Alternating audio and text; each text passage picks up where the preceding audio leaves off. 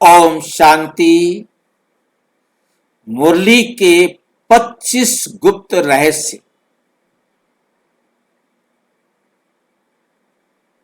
आज हम तीसरा रहस्य करेंगे। परम आत्मा जन्म क्यों नहीं लेता?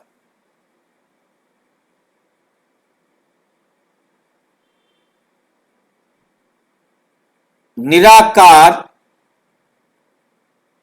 गहरा रहस्य। परमात्मा कैसा है? निराकार गहरा रहस्य।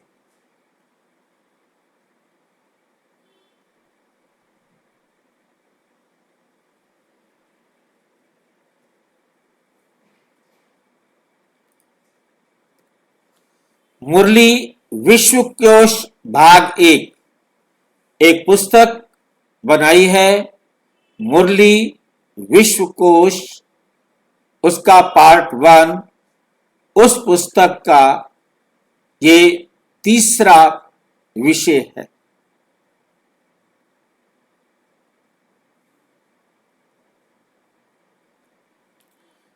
उसका चैप्टर 3 है ये। निराकार परम आत्मा शरीर में क्यों आता है?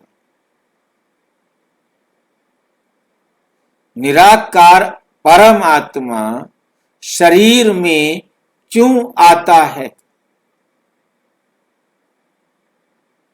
बार हमने टाइटल देखा,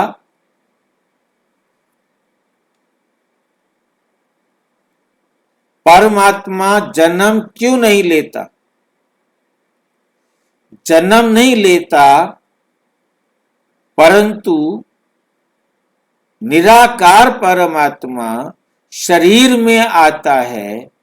इसलिए क्वेश्चन पूछा है, क्यों आता है? अपना शरीर बनाता नहीं, पर काया में प्रवेश करता है, तो क्यों? जब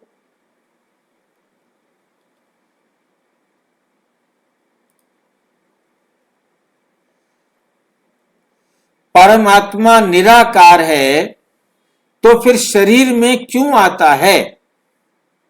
क्या जरूरत पड़ जाती है परमात्मा को शरीर में आने की? डिस्क्लेमर, ये प्रस्तुति ब्रह्मा कुमारीज की मुरलियों तथा आध्यात्मिक शिक्षाओं के अध्ययन पर आधारित है। इसका उद्देश्य आध्यात्मिक ज्ञान को समझना और साझा करना है। विभिन्न धार्मिक परंपराओं की अपनी मान्यताएं हो सकती हैं। दर्शकों से निवेदन है कि इसे आध्यात्मिक अध्ययन के रूप में देखें। आज हम एक बहुत गहरे आध्यात्मिक प्रश्न पर मनन करेंगे। निराकार परमात्मा शरीर में क्यों आता है? क्वेश्चन भाई बहनों के मन में सबके अलग अलग तरीके से उठते हैं, इसलिए उन सभी प्रश्नों को भी यहां इकट्ठा किया है। निराकार परमात्मा शरीर में क्यों आता है? परम आत्मा जन्म क्यों नहीं लेता? मुरली का गुप्त रहस्य। मुरली का क्या है? गुप्त रहस्य।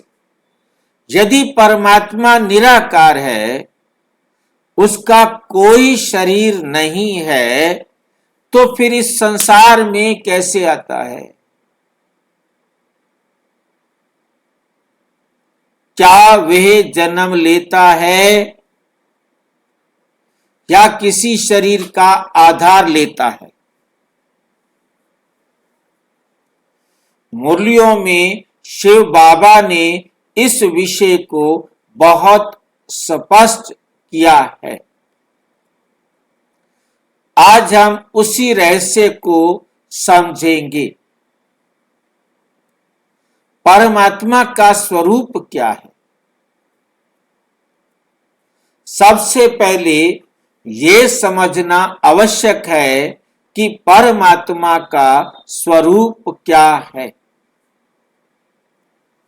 मुरली में शिव बाबा कहते हैं, साकार मुरली 2 अगस्त 1968, मैं निराकार हूं, मेरा अपना शरीर नहीं है। मैं निराकार हूं 2 अगस्त 1968 को परमपिता परमात्मा परम धाम से आकर प्रजापिता ब्रह्मा कुमारीस ईश्वरीय विश्वविद्यालय में आकर पढ़ाते हुए कहते हैं, मैं निराकार हूं, मेरा अपना शरीर नहीं है। जब उनका शरीर नहीं है, वो निराकार है, फिर उसने कहा कैसे, बोला कैसे?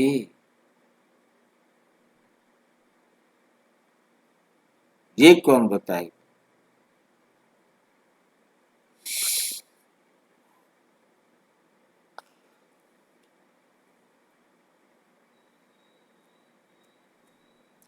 इसका अर्थ है परमात्मा एक ज्योति बिंदु है।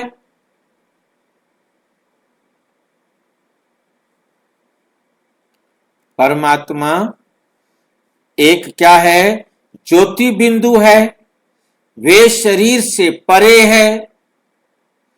उसका अपना कोई भौतिक शरीर नहीं है। परमात्मा जन्म क्यों नहीं लेता?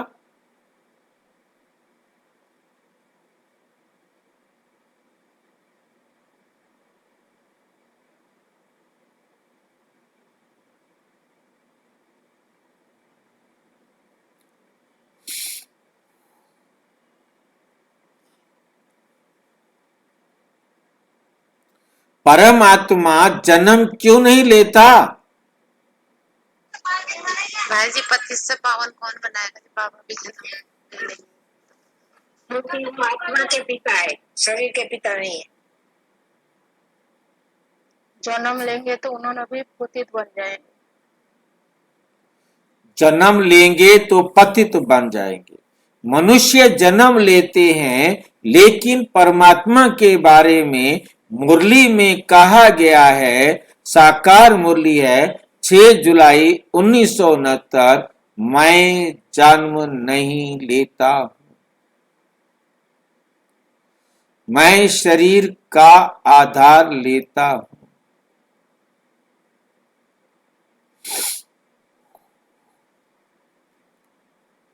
ये बहुत बड़ा आध्यात्मिक सिद्धांत है।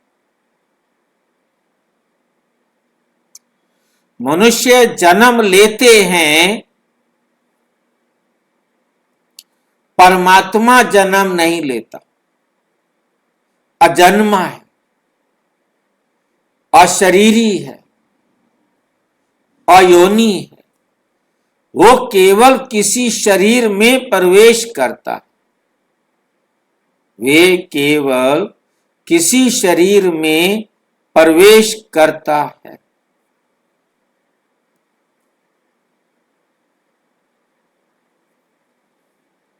इसी बात को गीता के 7वें अध्याय के 23वें श्लोक में लिखा गया, मैं अजन्मा योग माया को अधीन कर। योग माया माना प्रकृति और विकास।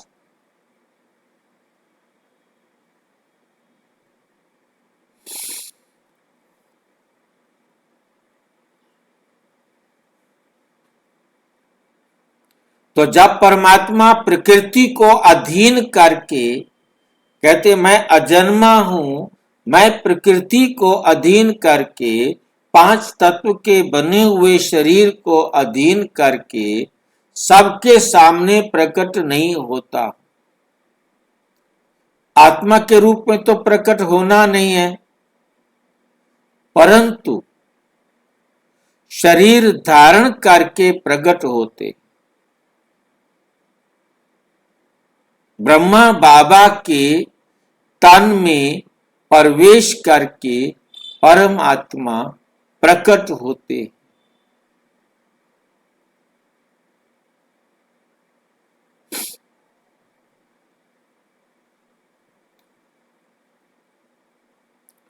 वे केवल किसी शरीर में प्रवेश करते। वो जन्म मरण के चक्कर में नहीं आते। उसमें साथ में लिखा, मैं अजन्मा योग माया को अधीन कर सबके सामने प्रकट नहीं होता हूं। उसका इनडायरेक्ट मीनिंग यहां हम देख रहे हैं कि जिस प्रकार से वहां उपस्थित होते हैं ऐसे यहां नहीं।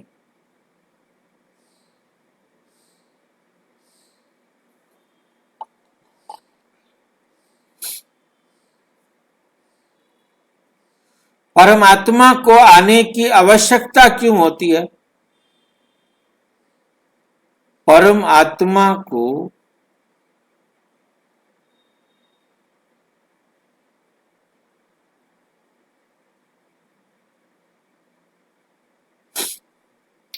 पर नंबर 3 पॉइंट है, परमात्मा को आने की आवश्यकता ही क्यों होती है? क्या जरूरत पड़ गई है उसको आने की? शरीर नहीं है, नहीं बना सकता, तो कोई बात नहीं, मत आए। फिर परमात्मा को आने की आवश्यकता ही क्यों है?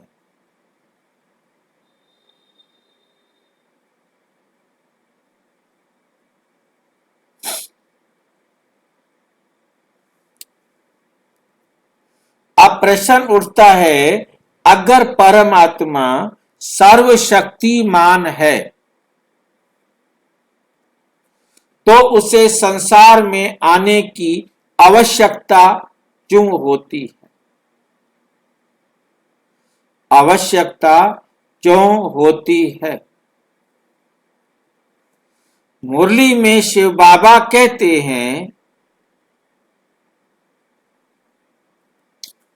साकार मुरली 15 जून 1986।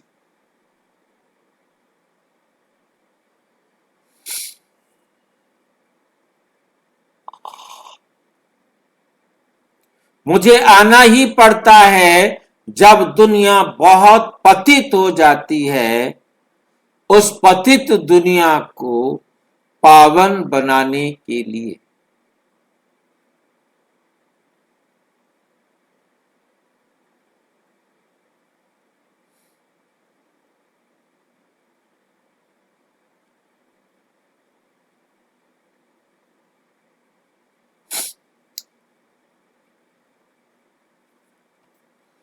मुझे आना ही पड़ता है जब दुनिया बहुत पतित हो जाती है, जब संसार में अज्ञान बढ़ जाता है, दुख बढ़ जाता है, पाप बढ़ जाते हैं, तब परमात्मा आकर संसार को पुनः पवित्र बनाते।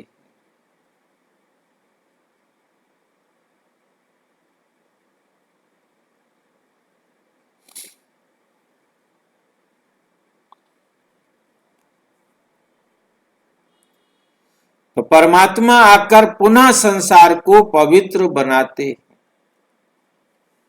परमात्मा कब आते हैं, ये भी एक बहुत बड़ा रहस्य है। मुरली में कहा गया, साकार मुरली 7 फरवरी 1969, मैं संगम युग पर आता हूं। संगम युग क्या है?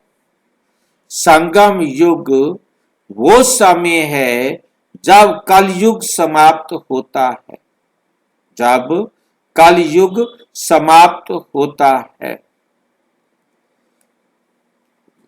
और सतयुग की स्थापना होती है। और सतयुग की स्थापना होती है। यही समय परमात्मा के अवतरण का समय है। यही समय परमात्मा के अवतरण का समय है। परमात्मा किस शरीर में आता है? अब एक और गहरा प्रश्न, यदि परमात्मा जन्म नहीं लेता तो वो किस शरीर में प्रवेश करता है?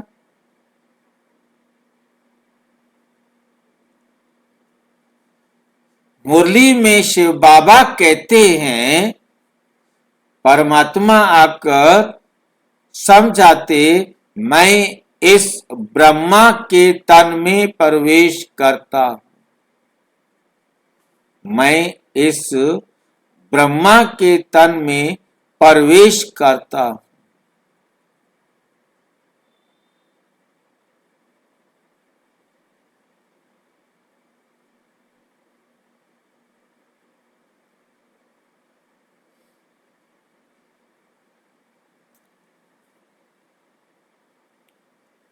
इसका अर्थ है परमात्मा ब्रह्मा बाबा को माध्यम बनाते हैं, उनके तन का आधार लेकर हम सबको पतित से पावन बनाते हैं। उसको भी बनाते हैं जिसके तन में आते हैं, सबको बनाते हैं। उसी के द्वारा ज्ञान देता हूं। उसी के द्वारा बाबा क्या करते हैं? ज्ञान देते हैं।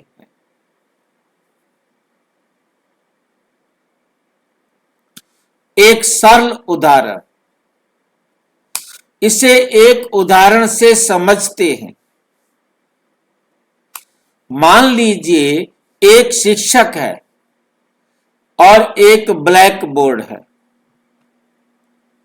शिक्षक अपने विचारों को ब्लैक बोर्ड पर लिखता है। ब्लैक बोर्ड केवल माध्यम है। ठीक उसी तरह परम आत्मा ज्ञान का स्रोत है, ब्रह्मा बाबा माध्यम है।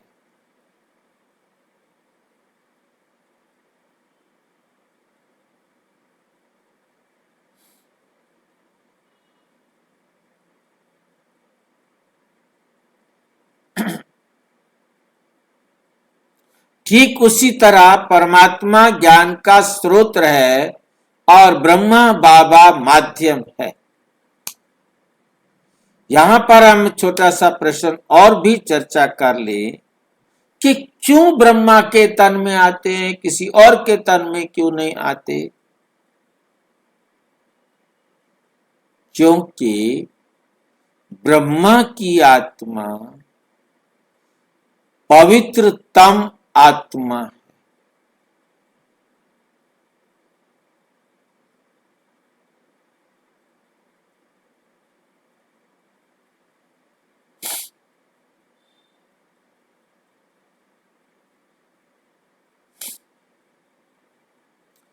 ब्रह्मा बाबा माध्यम है। तो ब्रह्मा के तन में आते क्योंकि ये वो आत्मा है जो सतयुग में कृष्ण थी, सबसे टॉप आत्मा थी। 33 करोड़ देवताओं में टॉप आत्मा थी।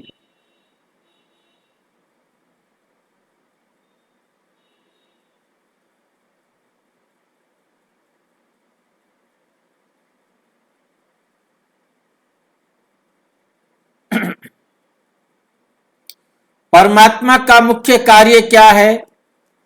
परमात्मा का मुख्य कार्य है सृष्टि की पुनः स्थापना करना। साकार मुरली 21 फरवरी 1969। मैं आकर नई दुनिया की स्थापना करता हूं।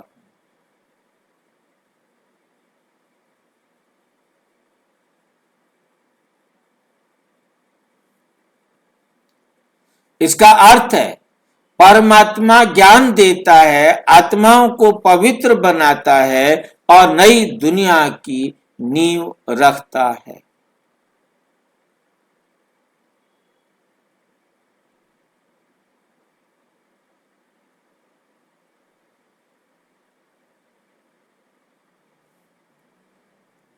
परमात्मा कैसे परिवर्तन करता है?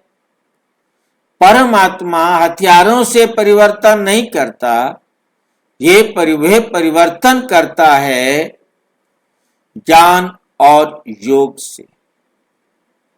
मुरली में कहा गया है, ज्ञान और योग से आत्मा पवित्र बनती है। इसलिए इस ज्ञान को कहा जाता है राजयोग। परमात्मा का आगमन गुप्त क्यों है? परमात्मा का आगमन गुप्त क्यों है? मुरली में शिव बाबा कहते हैं, साकार मुरली 7 फरवरी 1969, मैं चोर की तरह आता हूं। आपका बाप चोर है, ठीक है। शिव बाबा कहते हैं, मैं चोर की तरह आता हूं। किसी को पता नहीं लगता है।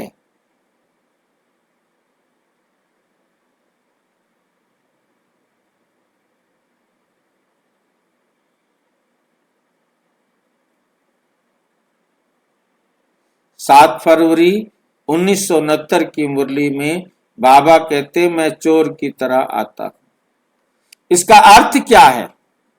जब परमात्मा आता है तो दुनिया उसे पहचान नहीं पाती, केवल थोड़ी आत्माएं ही उसे पहचानती।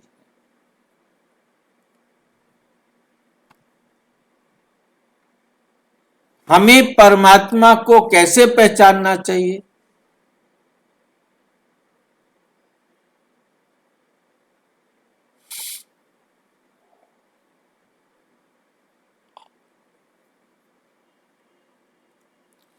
साकार मुरली 12 दिसंबर 1968। जो ज्ञान मैं देता हूं उससे ही मेरी पहचान होती है। जो ज्ञान मैं देता हूं उससे ही मेरी पहचान होती है कि मैं परमात्मा हूं। मेरी ज्ञान से मेरी पहचान होती है, अर्थात परमात्मा की पहचान उसके शरीर से नहीं। वे संगम युग पर आता है और नई दुनिया की स्थापना करता है। मैंने भी फर्स्ट टाइम बाबा से मिले तो ज्ञान से मैंने समझा। 2 बातें थी। एक तो ये आत्मा जिसने इस शरीर में प्रवेश किया है वे कोई साधारण आत्मा नहीं है। दूसरा स्टेप था, जो परमात्मा ने उस समय बताया वो दादी ने नहीं बताया, दादी को पता ही नहीं। परम आत्मा ने बताया, उसके बाद फिर वो मुरली सबको मिलती है और वो घर बैठे पढ़ते।